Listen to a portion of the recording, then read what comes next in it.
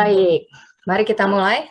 Good afternoon, ladies and gentlemen. My name is Lea Runita. It's a precious chance for me to be your host on this very special occasion, the launch of the special issue of Wacana, Journal of the Humanities of Indonesia, Volume 22, Number 1 and 2, 2021, Languages of Nusantara 1 and Languages of Nusantara 2.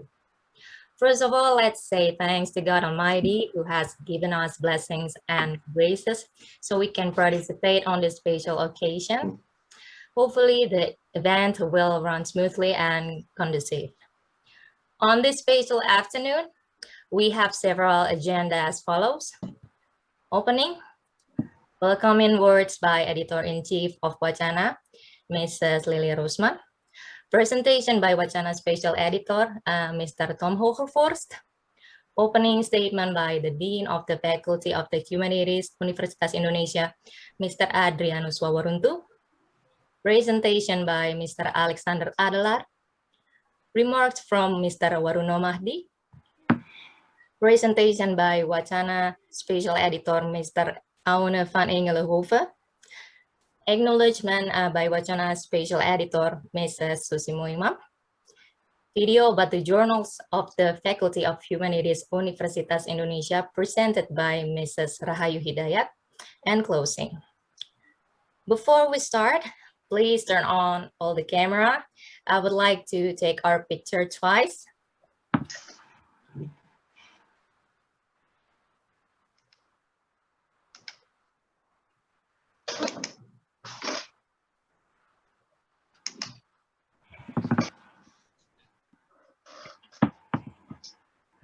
I'll be waiting for Bapak Asep. Please turn on the camera.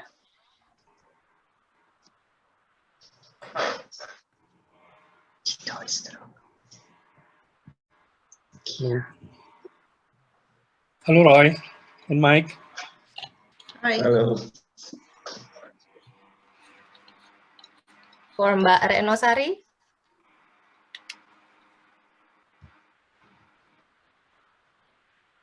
And Mr. Jiangbu.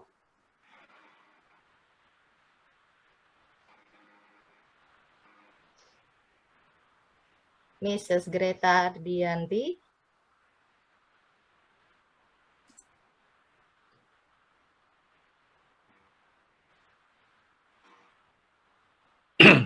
Bapak Asep. Pak Waruno.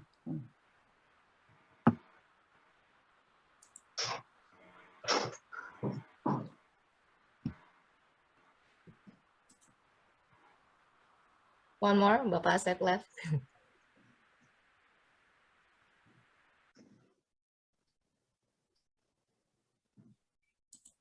Mike, je moet nog op mute zetten. Hi. Halo. Halo Martin and Ricky. Roy, Mike. We're all set. 1, 2, 3.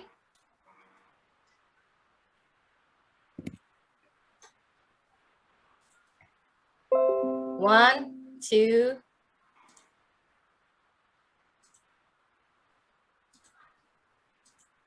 One, two, three. Okay, thank you.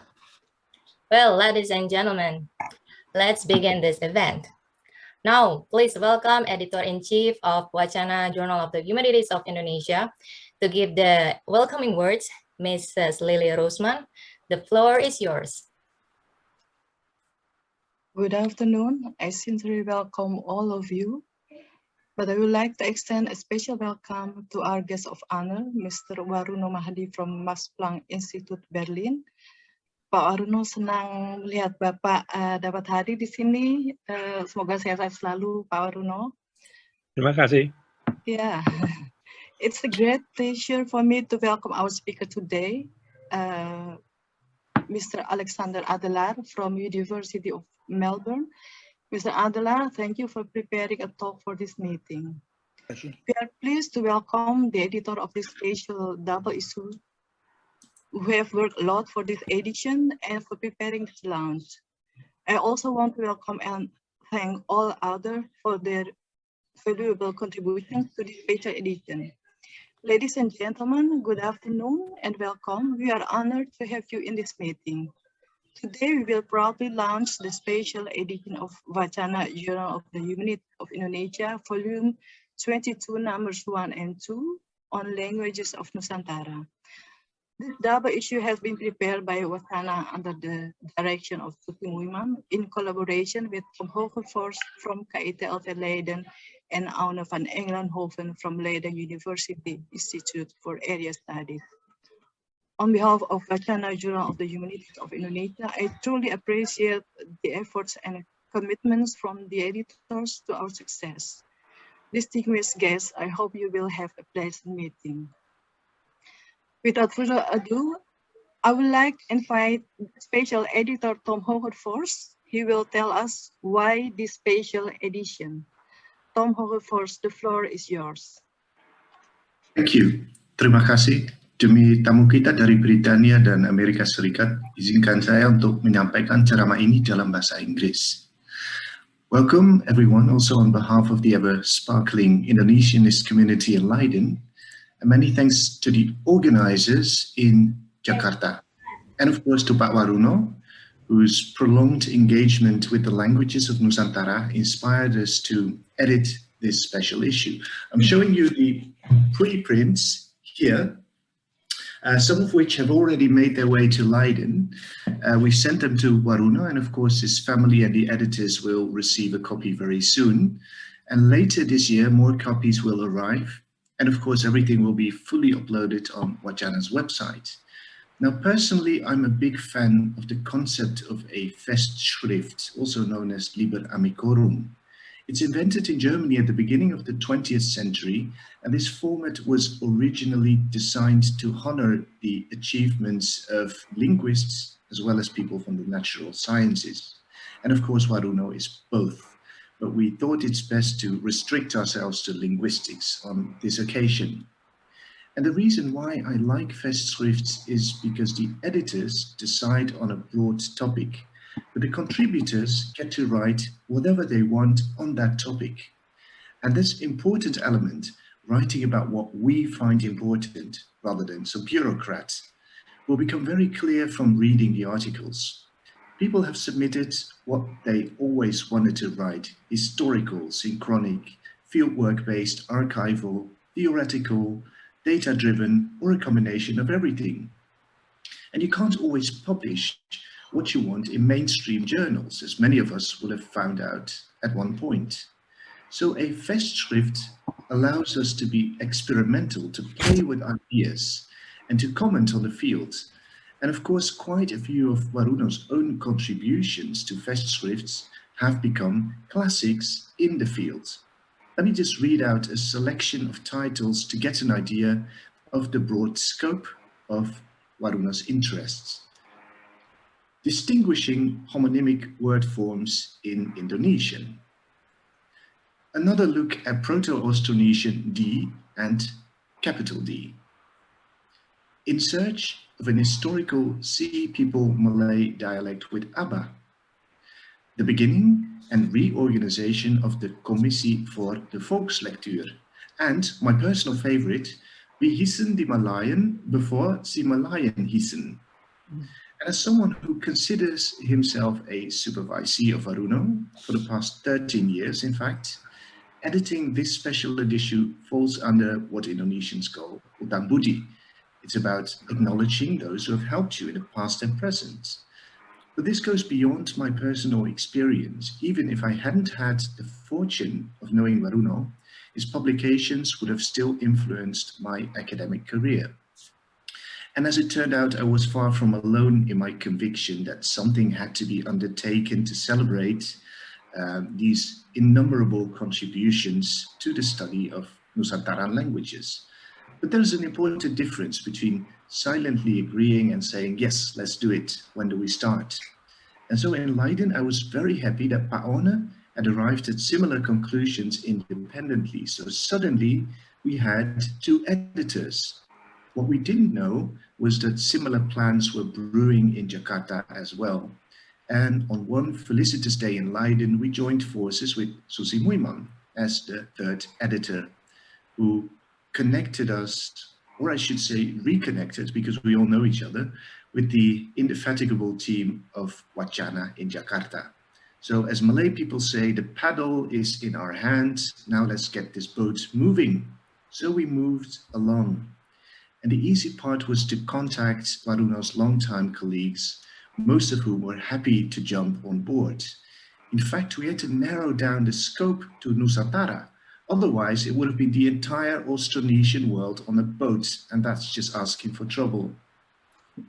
Quite a number of Waruno's retired colleagues wished us all the best, but declined to contribute something as they hadn't gone on fieldwork for quite some time. So this was around the beginning of the COVID pandemic. So the collection of new data was indeed out of the question. And so we filled these gaps by looking for promising young scholars in Indonesia, Europe, and elsewhere.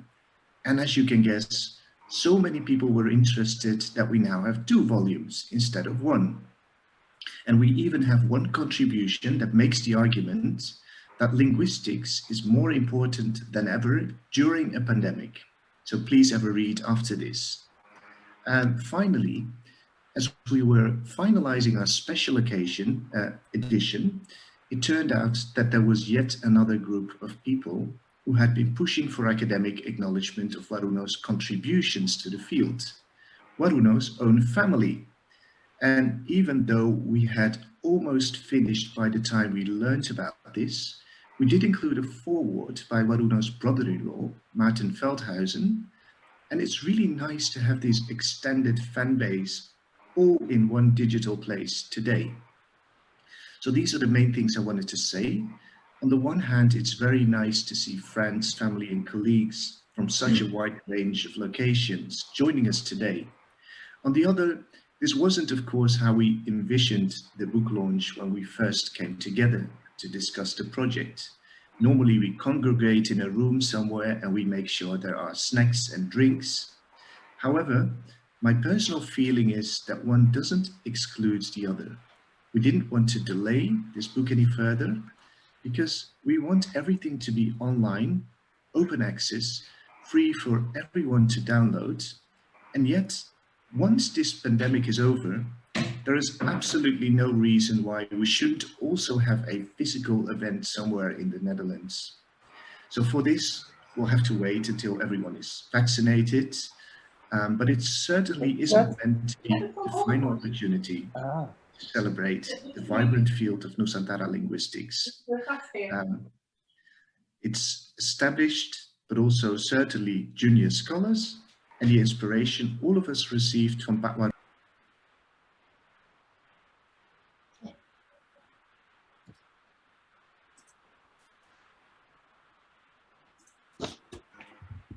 I think I finished my last sentences.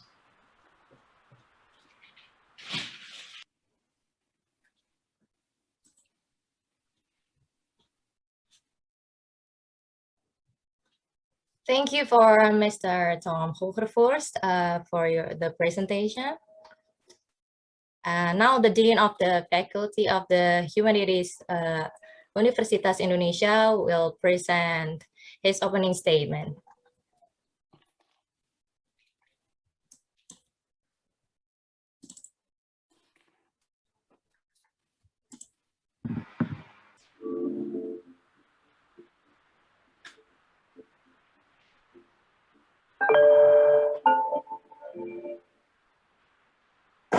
Good afternoon. Agog with enthusiasm and curiosity, twice a year we always look forward to the publication of Wacana, Journal of the Humanities of Indonesia, the Journal of the Faculty of Humanities of University of Indonesia, which is accredited and indexed by Scopus.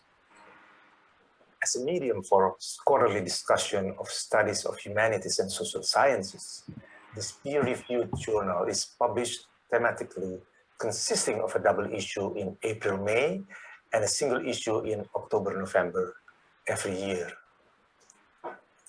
Today, another impressive milestone has been achieved. It is with great pride and excitement I welcome the publication of this issue of Wacana, Journal of the Humanities of Indonesia, Volume 22, number 1 and 2 on languages of Nusantara. This double issue of Wacana is a special publication dedicated to Waruno Mahdi. He is a remarkable man and excellent scholar who has also had exceptional life history.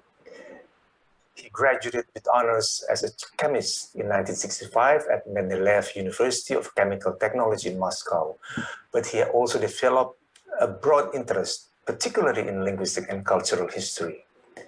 His journey began in Moscow when his passport was invalidated because of the political situation in Indonesia under Suharto. In the USSR, he ended up in foreignness without having any legal documentation before he succeeded in fleeing to West Berlin, where he has now lived since 1977 and still holds a guest appointment at the Max Planck Institute in Berlin. On the basis of his extraordinary expertise, he has made many academic relevant contributions to the field of Malay linguistics and the languages and societies in Indonesia. We are now very pleased to present this wonderful publication as the result of the close-knit cooperation between Wacana, Dr. Susi Muimam, and the two experts in the field, Dr. Tom Hoogervorst from Royal Netherlands Institute of Southeast Asian and Caribbean Studies, and Dr. Aone van Engelenhoven from Leiden University Institute for Area Studies, or LIAS. I would like to take this opportunity to thank the authors of the articles for their valuable contribution. Needless to say, with great appreciation, I also thank to both the editors of this double issue of Wacana and the staff of Wacana for their efforts and hard work in preparing this special publication. I hope it will provide an additional stimulus to study the language and cultural discourse in Indonesia and inspire more scholars to do research in this dynamic area. Thank you very much.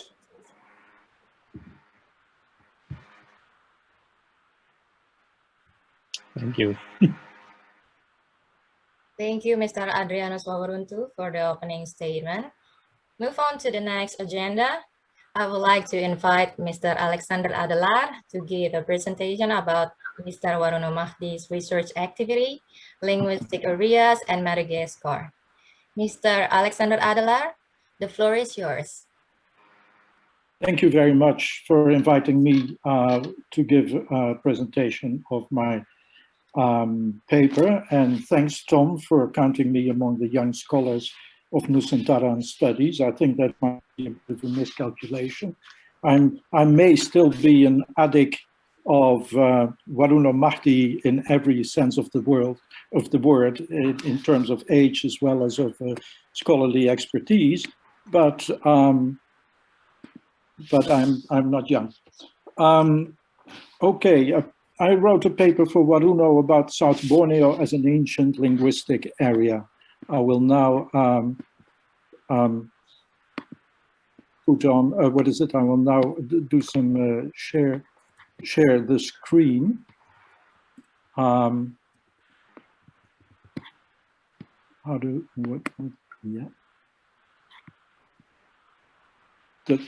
Can you see the paper now?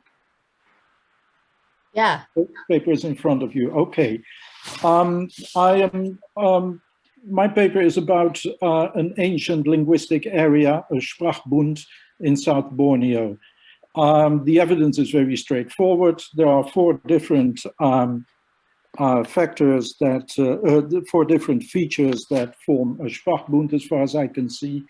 One is the word buah, which has the equivalent meaning of modern Indonesian kena or pas, to precise, spot on. It is derived from Banjar Malay buah, fruit, which then started to shift in meaning to mambuahi, succeed, give birth, and this succeeding then was borrowed. This extra semantic development with the word buah was then borrowed into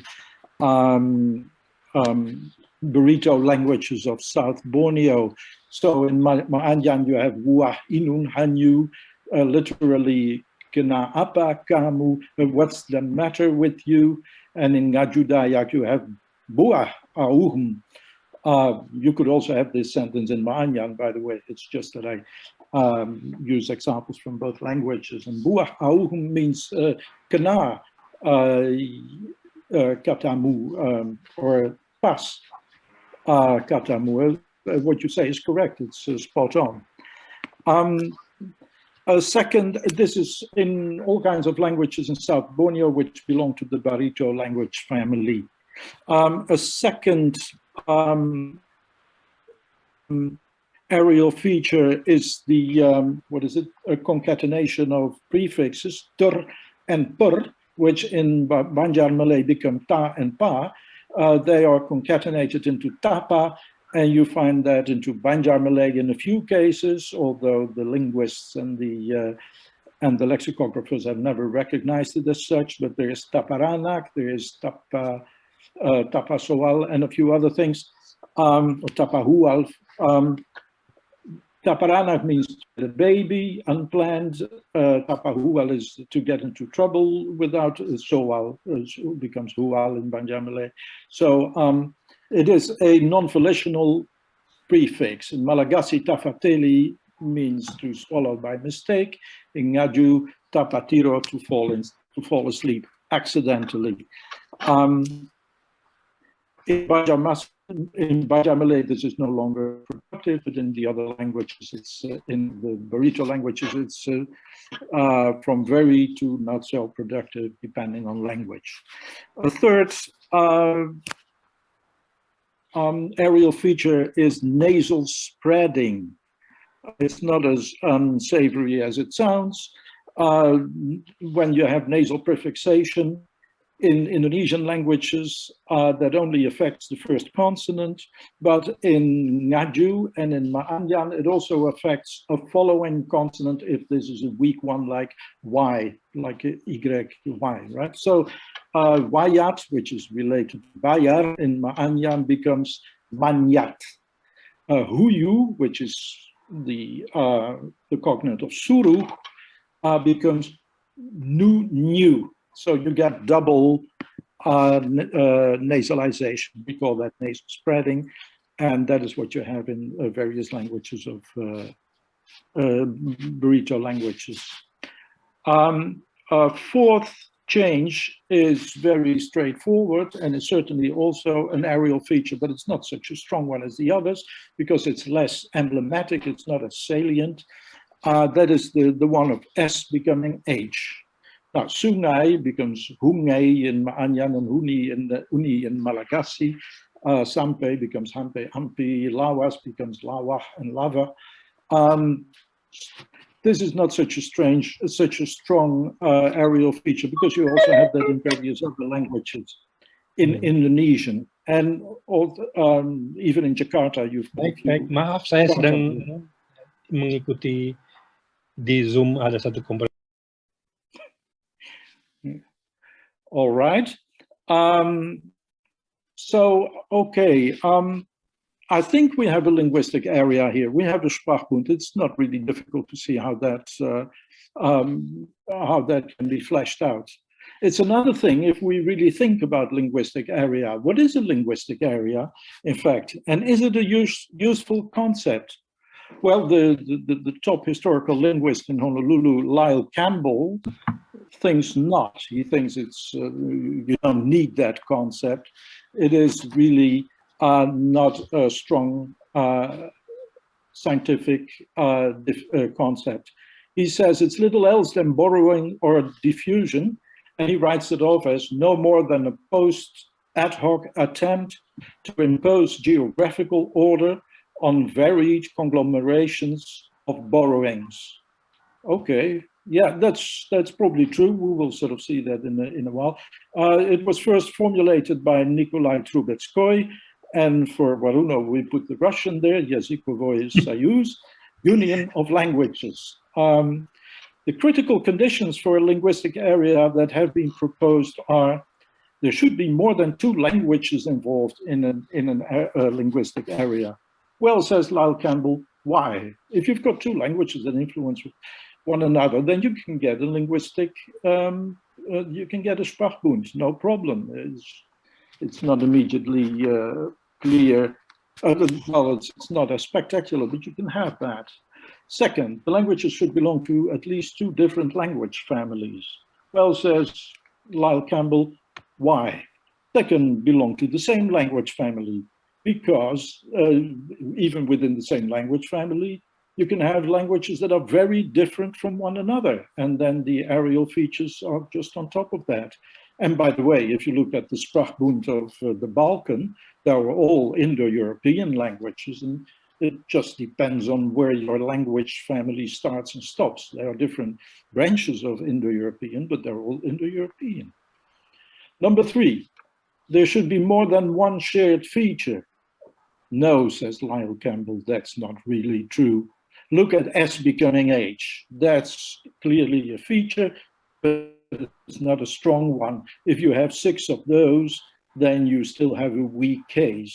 On the other hand, if you look at the word buah, which then get grammaticalized into kana, or a word meaning kana or pas, and even a prefix like Malagasy, now that's very strong. One of those is more important than 6 of those like S becoming H or P becoming F or something. So number 4, the features should constitute a bundling of isoglosses. Well, Lyle Campbell has to laugh at this one, because if anyone who has ever looked at a dialect atlas and has seen the isoglosses, you've got bundles, yes, but basically they're all over the place. There is no dialect map where all the isoglosses really coincide along the same lines. That just doesn't exist. Any of you speaks different from your parents, or even from your spouses or brothers and sisters. So there will always be a difference, even minuscule. Number 5, there should not only lexical, but also phonological and grammatical different areal features. I don't think that Lyle Campbell really addresses this, but I can address it. Well, phonological and grammatical areal features are stronger than the odd word that is shared in an areal, in a linguistic area. On the other hand, lexical items can also be very strong. For instance, if they are part of a lexical taxonomy. If you have the word kita, or let's say if the word kita is replaced by another word, then that's already a strong areal feature, I think, because kita doesn't really get replaced that often. And if all the pronouns get replaced, then you've got something more than just a lexical replacement. We would all agree on that. Number 6, languages showing potentially areal. Excuse me. Languages showing potentially areal features should be spoken in a contiguous area. Well, no, says Lyle Campbell, and I also say no, of course, because I am dealing with an area where one language is spoken in Africa and the others are spoken in Borneo. But that's, of course, not a real good example. A much better example would be Timor-Leste. You've got a group of languages, I don't know, 16 or something, which all have been influenced by Portuguese for 500 years, and they have, and that really forms an areal feature, because there is, and it's not only lexical, but it's also phonological in some cases, and also morphological, this areal feature. At least if you look at Tetum, and Tetum passes it on to the other languages, there's all kinds of things happening there. But basically, this Timor-Leste is a very clear case where an areal linguistic area doesn't have to be contiguous. Another one is, of course, Greek and Latin influence in Europe, because all the way to Iceland and North Russia, you've got Greek and Latin loanwords. And sure enough, Rome and Greece are not next door to Reykjavik, to put it mildly. So what do we do? I mean, Lyle Campbell is able to disqualify all of these conditions. And what do I think? Well, I think that Campbell is right in pointing out that linguistic area is a shallow concept. But strangely enough, you've got a shallow concept from technically speaking, from a scholarly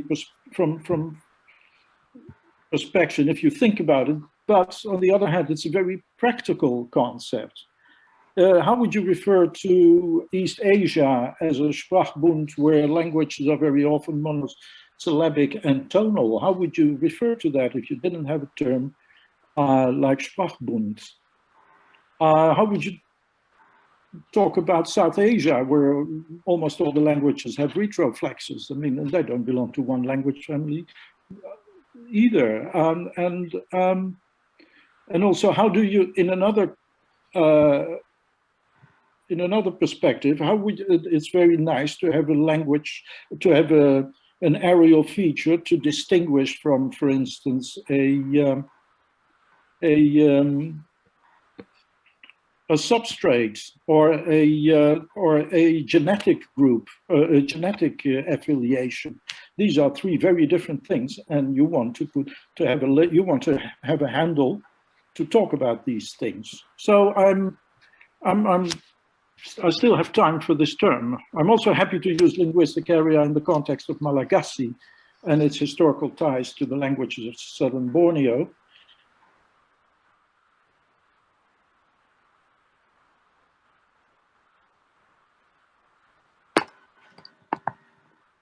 Linguistic area here, you are actually making the point which would not have been made if you had just used a term like diffusion or something. So, well, this is actually my conclusion in the paper. Yes, I agree with Campbell, but no, I will not give it the term because I find it a handy term and it serves me very well. Okay. So this is the paper that I wrote. And why did I write this? Well, how did I come to write this paper? Well, I don't know. I've been studying languages of, how are we going for time? I've been studying and researching Malagasy for a long time. And that really started with my interest for the area, but also by reading a book that appeared in 1988 and which was, which I will show you here, and which was written by Waruno Mahdi. This blue book, have a good look. Have a good look because everything is nothing is forever, as you will find out in a minute. In Malagasy Morphology and Historical Phonology is the book. That book has inspired me a little bit in, or very much actually, in Malagasy studies. But if you ask me what I think of the book, well, I have to be brutally honest. I think it's a bad book. It's not a good book. There are several reasons why I don't like the book, and I want to point that out to Waruno as well. Now, one is this one. If you hold the book here, that's fine.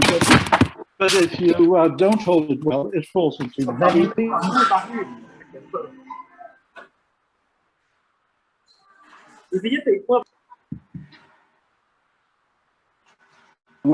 Let's go to Dietrich Minor Publishers, just around the corner in Berlin, and have it published there.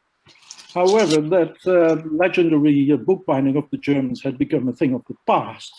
And nowadays, if you, and in the time that Waruno published this book, you have to go all the way to Leipzig in order to get a book publisher which knew how to bind. And Waruno wasn't going back to Leipzig because he just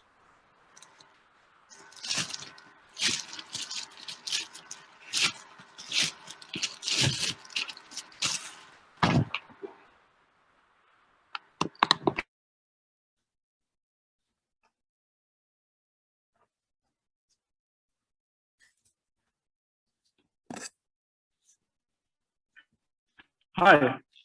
I don't know what happened. Can you hear me? Yeah. Yes.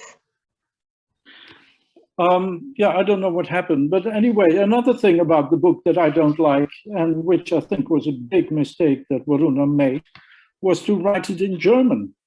Now, the German language is without any doubt the most appropriate language for scholarly endeavors. Yeah, it's very precise and accurate. And Waruno thought it must be an ideal medium to express his ideas about Malagasy. Footnotes included, of course.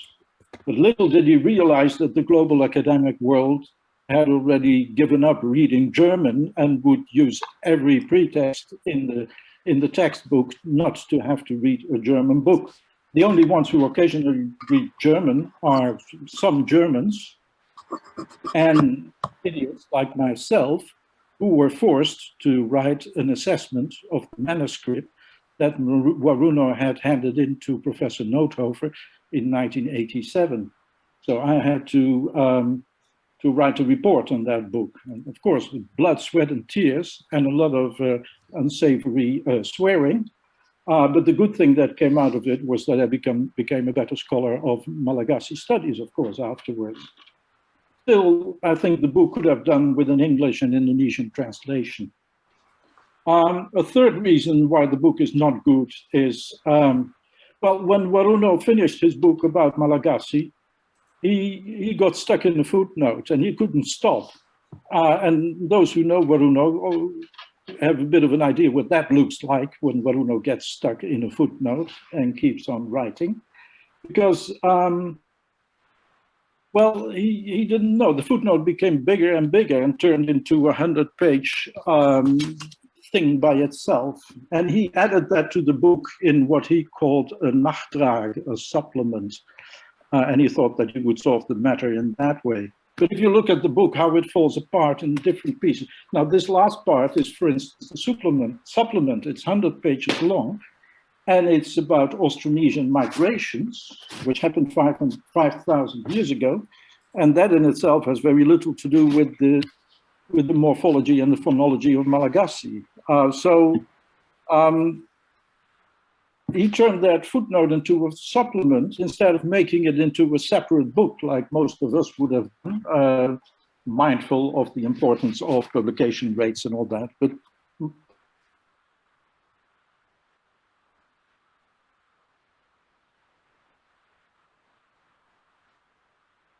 that I have is, no, this is not a good book. And I say that in spite of the fact that it makes a distinction between roots and stems in Malagasy, which is far better than had ever been done before. It explains in a very lucid way the Malagasy stress rules and how they came into being. It does that okay, and does that actually very well. It offers a very neat organization of Malagasy phonemes, especially a final consonant, a complicated issue. It makes an accurate analysis of the phonological changes that Malagasy has undergone, which a sharp eye for what is inherited and what are learned phonemes. It also provides a classification of East Burrito languages, which makes much more sense, not only from the ones preceding, but also from all the ones that came afterwards. I mean, sorry for the people who have been working on this, but Waruno was spot on, and yep. Its classification of Austronesian languages is not exactly a mainstream one, but it certainly has had the potential of worrying, and also the effect of worrying other scholars about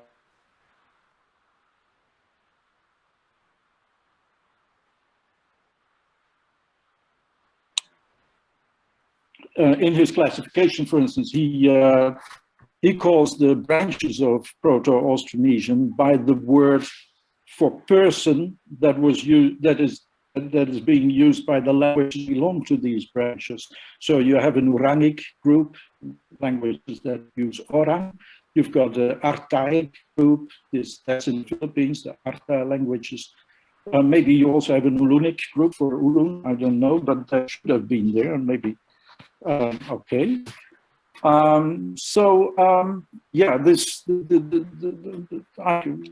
I have to admit also very good things about the book. And anyway, good book or not good book, I think it was high time that friends came together with an even better one, if not only, if only from the perspective of binding and of using English as a medium. Thank you very much. Thank you to my Abang Waruno Mahdi for all your support throughout the years. Thank you. Thank you, Mr. Alexander Adelaar, for the presentation. The next agenda is remarks from Mr. Waruno Mahdi. Mr. Waruno Mahdi, the floor is yours. Thank you very much. First of all, my thanks to Sander Adelaar for his wonderful explanation of my book. I couldn't have made it any better.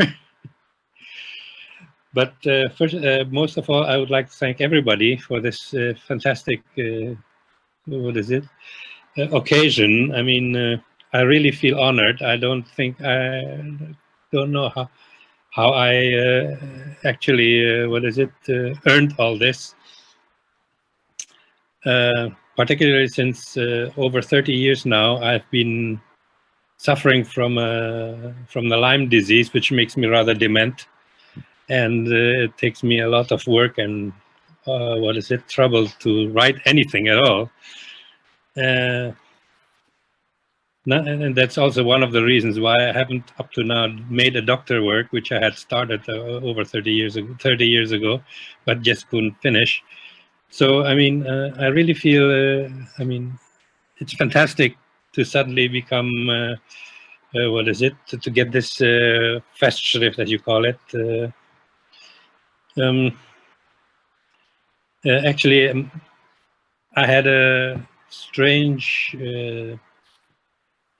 what is it, biography, which sort of made me into a linguist, whether I liked it or not, because I grew up as a son of a diplomat who is abroad, 2 years here, 3 years there.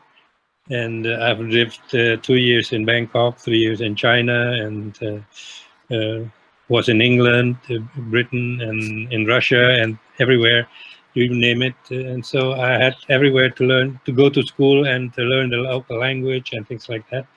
So, but as you may have noted from Sander's talk just now, I suddenly came up with a book on Malagasy. And the reason for that is very strange. While I was in Russia and I couldn't go back to Indonesia because of the Suharto regime, I also didn't want to join the communist group of students. So they banned me and those like me who didn't want to join into 1 or 2 per city. I was banned to a city called Voronezh, some 600 kilometers from Moscow.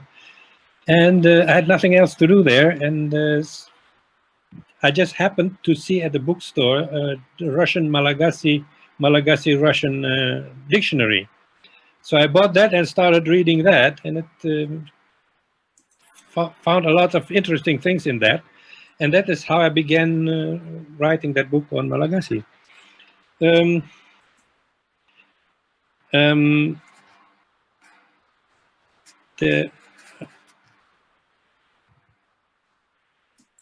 Besides growing up in all kinds of countries, since then I've already I came to in West Berlin. I came to an institute of the Max Planck Gesellschaft, the Fritz Haber Institute, and there I had again the good fortune of having as my head of my department a Professor Gerhard Ertl, who meanwhile became Nobel Prize winner in 2007 for chemistry. And he allowed me to use allowed me to use the facilities in the institute for my personal linguistic studies. So here I would like to show you a picture of Gerhard Ertl, whom I thank a lot for being able to do what I've done so far.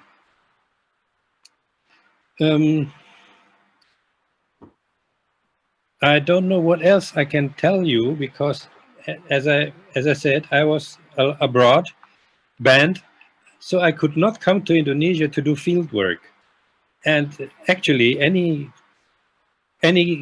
linguist who is any worth what his name is as a linguist should have done field work somewhere, and all of you have, except me, because I never had the chance to do field work, because before that I was abroad, and afterwards I had this Lyme disease, and I had for a long time not had a passport because I was thrown out of my Indonesian citizenship. So nevertheless, I managed to do some work on linguistics, which is rather unique, of course. So I would like to, express my, my best feelings for all those hundreds of linguists who really do what their job is supposed to do, and that is doing field work first to learn something new about languages.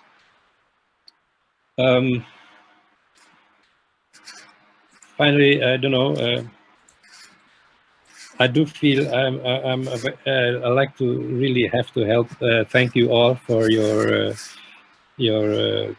engagement in this project, and I do hope it's a big success for everybody. I don't know whether I can talk more anymore, because, as I said, I'm a bit dement and have trouble with these things like this. Sorry.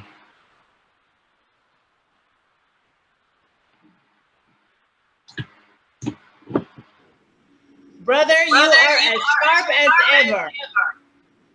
Congratulations.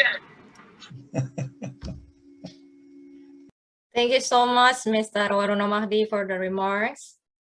Now I would like to invite Mr. Aone van Engelenhoven to give the presentation about what is in this volume. Mr. Aone van Engelenhoven, the floor is yours. Okay, thank you. I want to share my screen. So I press this thing. Yeah. And then I go, I hope, I go here. Ah, right. Okay.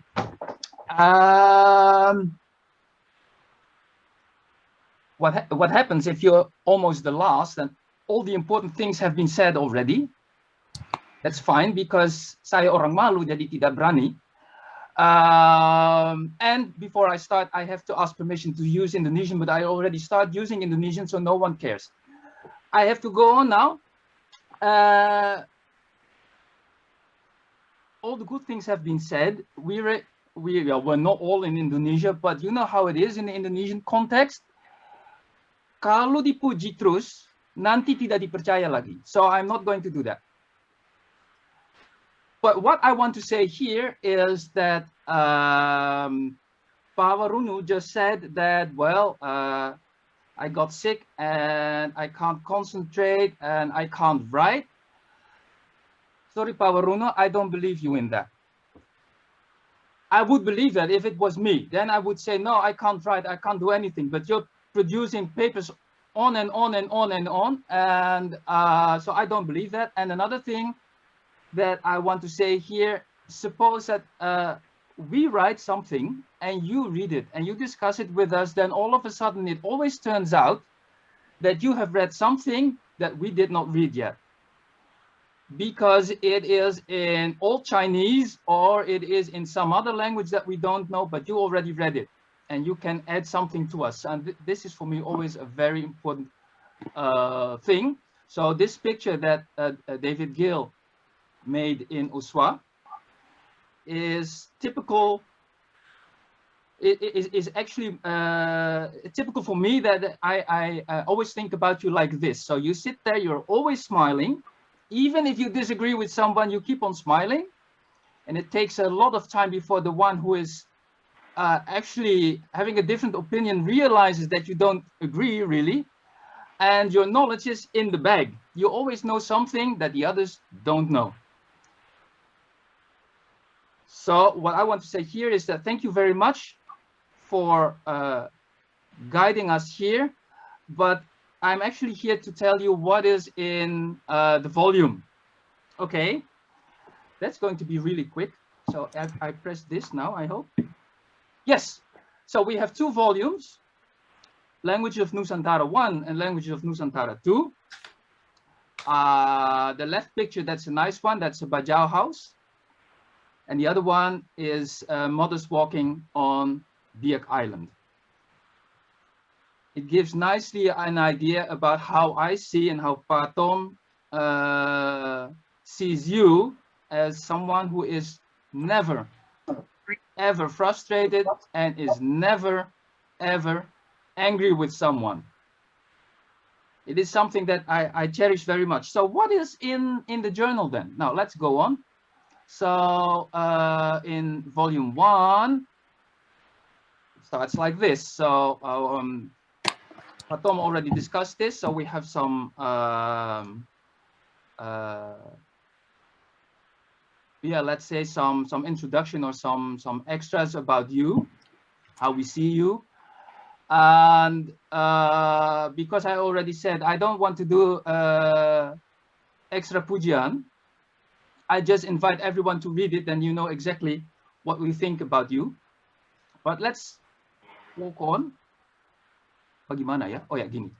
So what we see here in the first volume is closely related to your expertise. So Peter Slomonson in Finland writes about something in Indonesian, a negative irrealis. Tom Hoogervorst is also about Malay in South Africa. And then Hernanda, who wrote her PhD thesis at Leiden University, gives us some information on a dialect of Kerinci. So it fits exactly what you do. Then, of course, Sandra Adelaar, who already explained to us what his paper was about, it fits exactly what you're doing. Jason, I don't know how to pronounce it, Lobel, talks about sound changes in the Philippines and the north of Sulawesi, and this is exactly, it fits exactly what I think what you were doing. Then Jim Collins, who did not want to stay away from this, discusses Nakaila, a language on northern Seram, and this is also a paper that fits you very well, because you also can talk about things, let's say, indirectly. You just said that you never did your field work, and it's very good that you say that we have to do field work, but actually you are a case, a counterexample of a linguist doing good stuff without having done any field work. So Jim Collins more or less uses language to talk about a past form of this language. Then we go to Javanese, Daniel Krause on suffix ing in Javanese, genitive constructions added by a particle ma in Old Sundanese, so it all fits. And then the book, the paper in the book ends with a paper on Arabic linguistic influence on the languages of Nusantara, so not only in Malay but everywhere. And this is, yeah, well, it's actually your niche. And then the end, because this is a journal, right? We have a book review, which is always the case in Wacana, on Annabel de Gallop's new book on Malay seals from the Islamic world of Southeast Asia, and that's done by Dick van der Meij. Okay, let's run on. Volume number 2, that's with the Biak mothers. What is happening there? First, we have a paper by Martin Walsh, which is more or less, again, in your field. I do not know many linguists who are totally into nautical technology. Now, I don't want to say that I'm the prototype linguist. I am not, but I know for sure there are a lot among us who cannot do anything with nautical technology because it doesn't have a subject and it doesn't have a predicate. And we can't find a passive construction in that. But you did. I was very impressed when you once told me in the museum here about the differences of sails and the influence that was there. This was very impressive. The next paper is about language use in Yogyakarta, which fits the paper that you once did at Leiden University on the influence of the internet, the language of the internet, on the political situation in Indonesia. Next one, it goes on by Karaja. It's on these particles in Indonesian and written text. As you know, I'm very much intrigued by your opinion about Indonesian. It fits exactly what I've said also earlier. The way you talk about Indonesian is exactly not in line with what mainstream linguistics says. Why? Because you are the one who dares to step aside from that. And actually, we all should do that. And I'm the first to acknowledge that I don't dare to do that. I have to read your papers first in order then to try a little bit. Okay, next one is a very good paper by Hiroki Nomoto on passive verb in Malay in combination with mau, with to want, and a paper by Yusuf Sawaki on reciprocal constructions in Papuan Malay. I run on. Then, oh yeah, that's my paper. It's a paper of Southeast Asia because you always said to me that that's your realm, so you talk about those things. So I had this paper on Iwaw, a language in Southeast Maluku, and I was inspired by your idea to find the limits of what is possible in theory. That's why the title is Dressed or Undressed, because that's a cool thing these days, or perhaps it's both. So this language does not really fit there. Next paper is by Sophie Villerisch. She just did her PhD with Tom Hoogervorst in Nijmegen, if I'm right, on Suriname Javanese. We also had discussions on this before. And then we have a paper by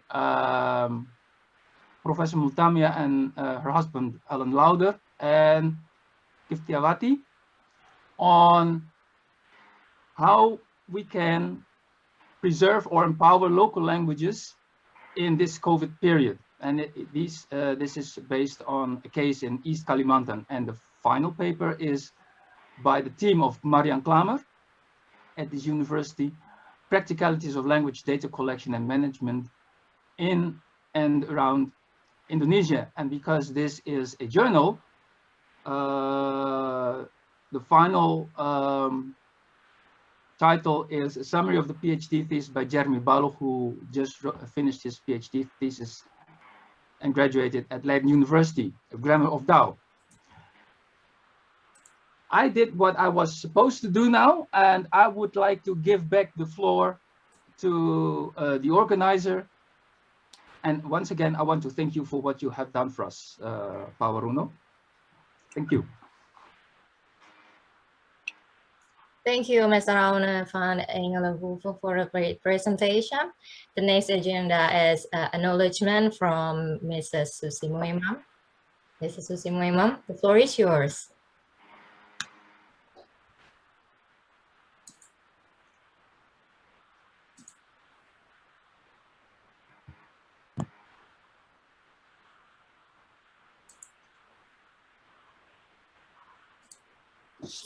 Susie, you have to unmute your microphone.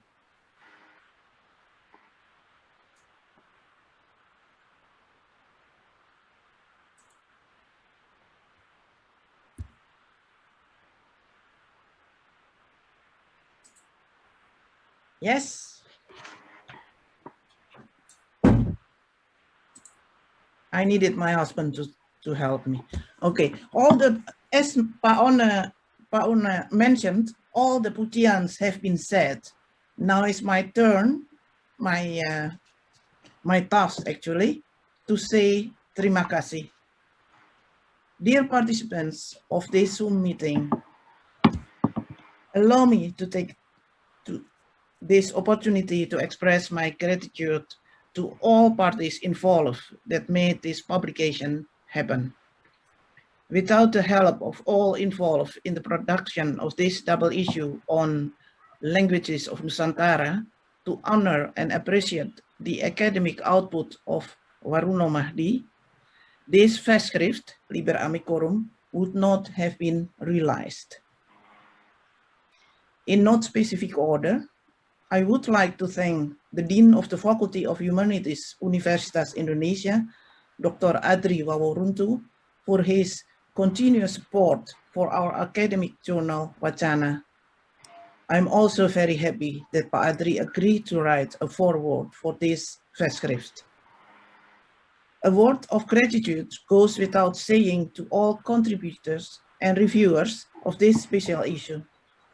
I cannot name them all one by one, but the editors were overwhelmed by the positive reactions when we approached them to write or review a contribution for this special issue. However, I would like to make an exception and mention Sander Adelaar for his presentation in the Zoom meeting. Thank you. Of course, I also have to mention here the special editors, Tom Hoogervorst and Aone van Engelenhoven, who for the past 2 years have made available their time to prepare this issue together with me. Last but not least, I would like to mention the work behind the scenes of the Wacana team in Jakarta, Depok, Bogor, Bekasi, with whom I intensively work. Lily Rusman as chief editor of Wacana, Dina Nawangningrum as layout editor and typesetter, Regina Ediono as managing editor, and Leah Runita, who is now hosting this Zoom meeting. Fighting deadlines, coping with slow internet and unwilling computer programs, confronted with difficult formatting and tables, images, maps that needed to be adjusted and photoshopped, and dealing with sometimes high demanding authors, this team still managed to produce another excellent Wacana issue. Finally, I would like to congratulate Waruno Mahdi Slamet for his academic contribution, among others, to the study of languages and societies in Nusantara, and the source of inspiration for us to start this project. Terima kasih atas segala perhatian yang diberikan. Leah. Thank you, Mrs. Susimo Imam, for the acknowledgement. Move on to the next agenda. We would like to see a video about the journals of the Faculty of Humanities, Universitas Indonesia, presented by Mrs. Rahayu Hidayat, Editor-in-Chief of Paradigma Jurnal Kajian Budaya.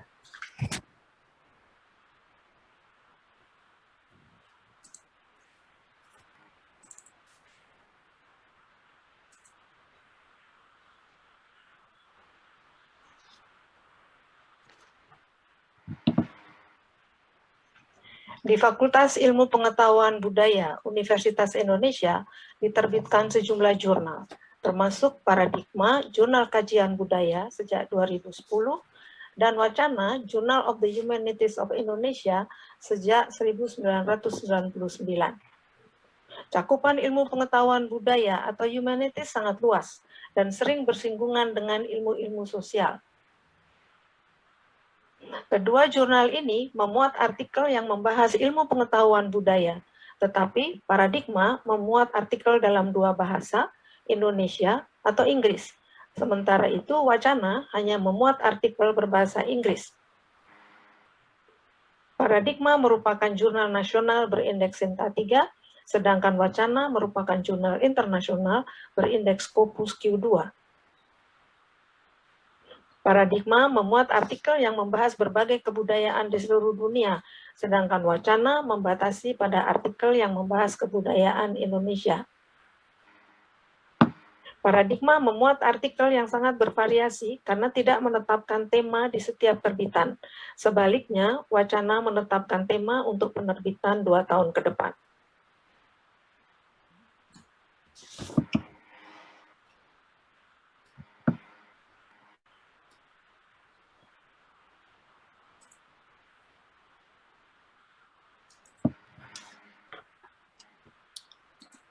Finally, we come to the end of the event. Before I close the event, I would like to take a picture of us once more. Please turn on the camera.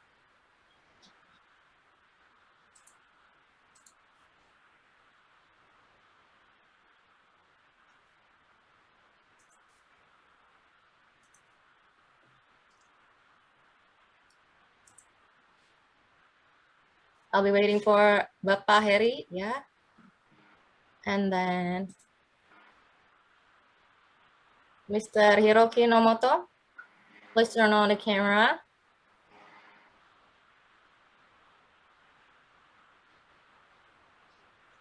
Mrs. Kartini Nurdin, Mrs. Renosari, Mrs. Suri Mariasi Getty,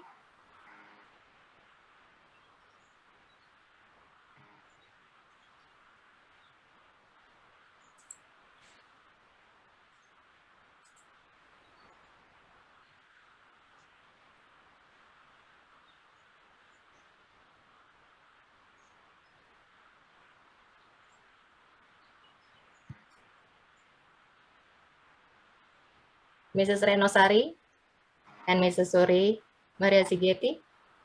Please turn on the camera for a second.